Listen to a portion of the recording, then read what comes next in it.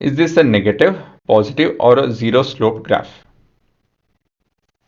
ಒಂದು slope analyse ಮಾಡಬೇಕು, ಒಂದು ಗ್ರಾಫ್ ಅನಲೈಸ್ ಮಾಡಬೇಕು ಅಂತ ಹೇಳಿದ್ರೆ ಒಂದೆರಡು ಪಾಯಿಂಟ್ ಬೇಕೇ ಬೇಕು. ನಾವು ಒಂದು ಇದನ್ನು ಕನ್ಸಿಡರ್ ಮಾಡೋಣ, ಮತ್ತೊಂದು ಇದನ್ನು ಕನ್ಸಿಡರ್ ಮಾಡೋಣ. ಈ ಥರ ಒಂದೆರಡು ಪಾಯಿಂಟ್ ಡಿಸೈಡ್ ಮಾಡಾದ್ಮೇಲೆ ಇದು projection on to x and y axis ನೋಡ್ಬೇಕು ನಾವು ಅಂತ ಹೇಳಿದ್ರೆ ಈ ರೀತಿಯಲ್ಲಿ. This is the projection of point A on to the x axis and projection of point A onto y-axis, projection of point B onto x-axis and of that to the y-axis.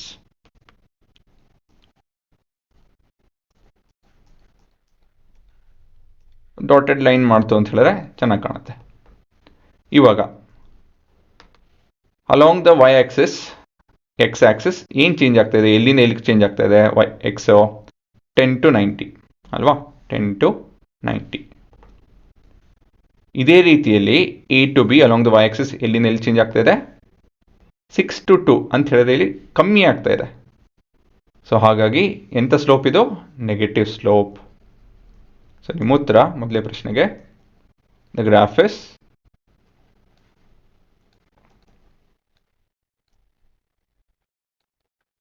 Negative sloped. ಮುಂದಿನ ಪ್ರಶ್ನೆ, ಇದರ slope ಎಷ್ಟು? Slope is equal to change along the y divide by change along the x ಅಂತ ಹೇಳ್ತು ಅಂದರೆ ನಾವು ಬೇಕಾದರೆ B y minus A y divide by B x minus A x. B y ಇಲ್ಲಿ ಬಂದು ಇಲ್ಲಿ ಹೋಗ್ತಾ ಇದೆ ವ್ಯಾಲ್ಯೂ 2ಗೆ ಅಲ್ವಾ? That is your B y. ಎಲ್ಲಿಂದ ಬರ್ತಾ ಇದೆ? This is A y. ಇದು ನಿಮ್ಮ ಎ ಎಕ್ಸ್, ಇದು ಬಿ ಎಕ್ಸ್. ಇವಾಗ ಏನಿದ್ರು ಕ್ಯಾಲ್ಕುಲೇಷನ್ ಮಾಡಬೇಕಷ್ಟೇ. 2 - 6 ನಾಪ್ಕ ಇರಲಿ, 6 - 2 ಅಲ್ಲ, ಇದು 2 - 6 ಇದು. ಇದು 90 - 10. ಸೊ ವ್ಯತ್ಯಾಸ ಏನು? -4/80 -1/20. ಇಲ್ಲೇ ನೋಡ್ಬೋದು, this is the negative valued answer. So ಏನು ಕನ್ಕ್ಲೂಡ್ ಮಾಡ್ಬೋದು? ಕನ್ಕ್ಲೂಷನ್ ಏನು?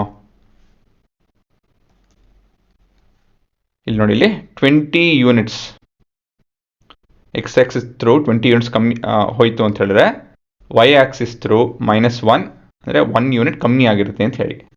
For every shift of 20 units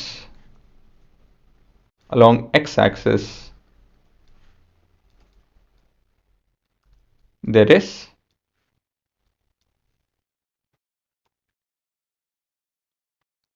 decrease of 1 unit along y-axis.